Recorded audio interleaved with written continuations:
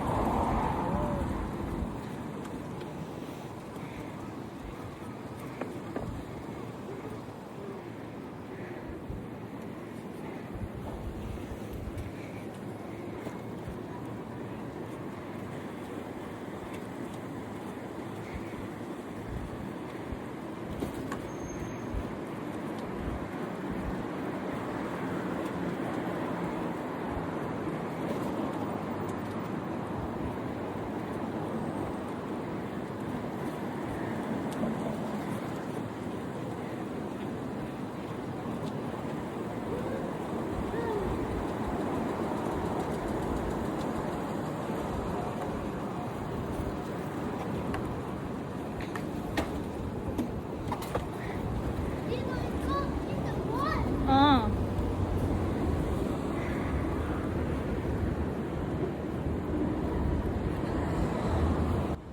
And sa ayaw sana namin lumabas for today, kaya lang dahil may bata kami na anak, kailangan may activity for the day. Maghapon lang kaming nasa bahay today, so hindi naman every weekend is nasa labas kami para gumala. So syempre kailangan din magtipid and less gastos dapat yung ibang activities kasi nga 'di ba last time galing kami sa ski. So masyadong malaki yung nagasto. So hindi lagi dapat na every week is nasa labas. So mahirap na rin ang buhay dito sa Japan. So kailangan din magtipid-tipid. So okay na din tong biking kasi may family bonding kayo at the same time is nakakapag-exercise pa kayo. So maghapon lang kaming nasa loob ng bahay. So naglalaro lang silang magtatay ng Minecraft. And nung hapon na bandang mga 4, naisipan niya na mag-bike. And sabi ko, dapat kasama din yung tatay mo. Para 3 kami. So, 2 lang talaga yung bike namin. Yung pink na gamit ni Habi, sa akin yan. Nung unang dumating ako dito sa Japan, yan na yung bike ko. Until now na 10 years na ako, buo pa din siya. And yung kay Kento na bike, and itong gamit ko is kay Sister Joanne. So, bago siya umalis, papuntang Korea, binigay niya sa akin tong bike. Sabi ko nga para kay Kento. Pero dahil masyado pang malaki, so ako muna yung gumamit. Thank you, Sister Joanne, for the bike. So, buti na lang dito sa Japan is merong pathwalk. So, napakalaki ng kalsada. Kahit may mga sasakyan, pwede kayong mag-biking and maglakad sa gilid. So, hindi kami... Ako, into jogging. Gusto ko sanang mag-jogging, tumakbo. Kaya lang, syempre, habang nagkakaedad, parang nakakapagod. So, parang feeling ko, hindi na ako ganun super ka-healthy katulad ng dati. So, 4 o'clock kami lumabas and 5 o'clock kasi bell dito sa Japan na it means nag-home time na.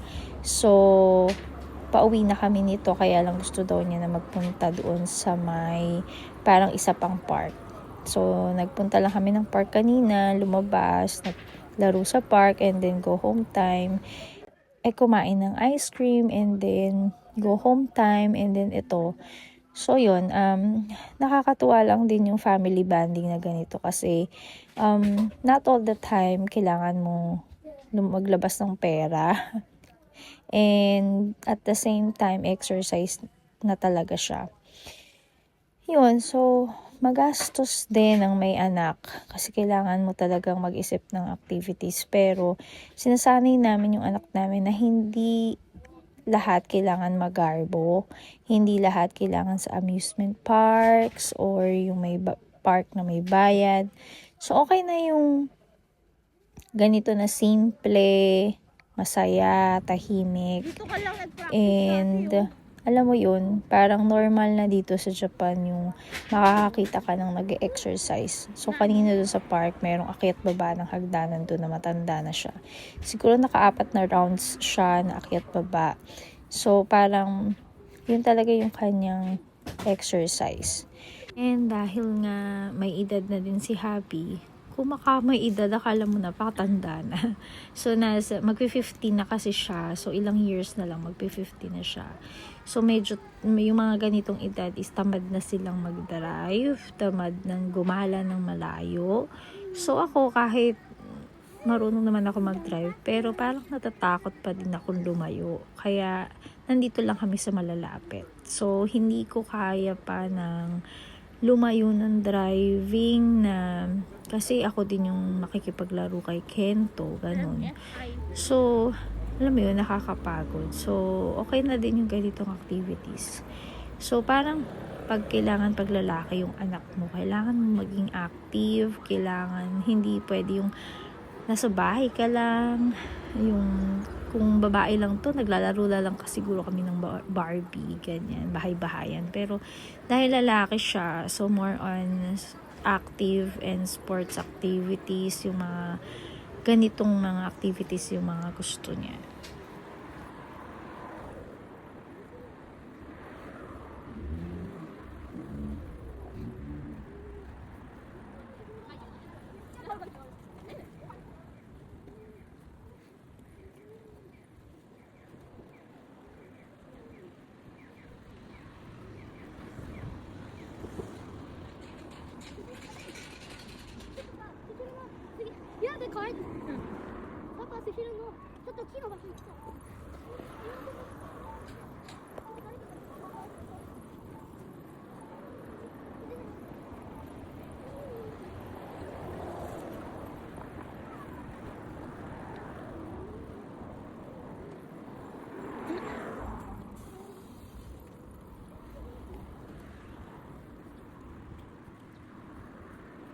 Ayan si Fuji.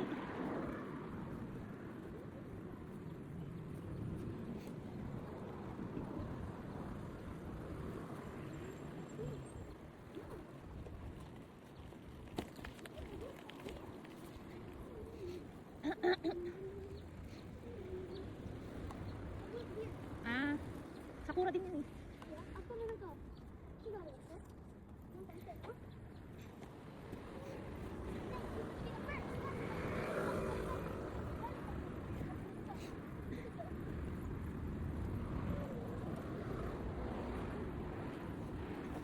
Bunay. Kento, meron din silang cup. Nakatingin din sila sa akin. I have a Baystar cup.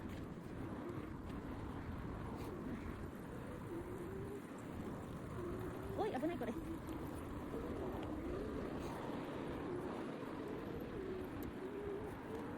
Uy, si Mount Fuji. Oh, ang ganda. Oh. Teka lang. Mount Fuji.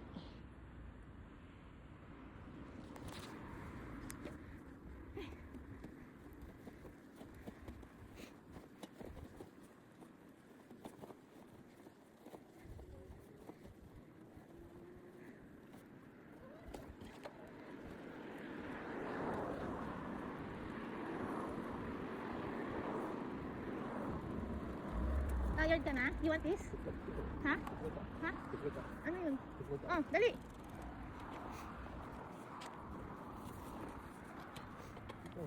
Nandito tayo. At nagpalit na nga kami ng bike kasi mababa kasi itong pink na to. So, yung gamit ko na bike is mas malaki. So, mas comfortable na siyang gamitin. Pang ano kasi yun talaga, pang lalaki. Parang mas mataas siya. Hindi naman sa pang lalaki, pero mas mataas. Ito kasi, ito na yung pinaka-todo na taas ng bike ko. Ito nga yung park na gusto nyong puntahan bago umuwi. So, free mo to gamitin. Itong mga nandito na mga about sa bamboo. Pero, hindi ako marunong. Parang, feeling ko ang dali-dali.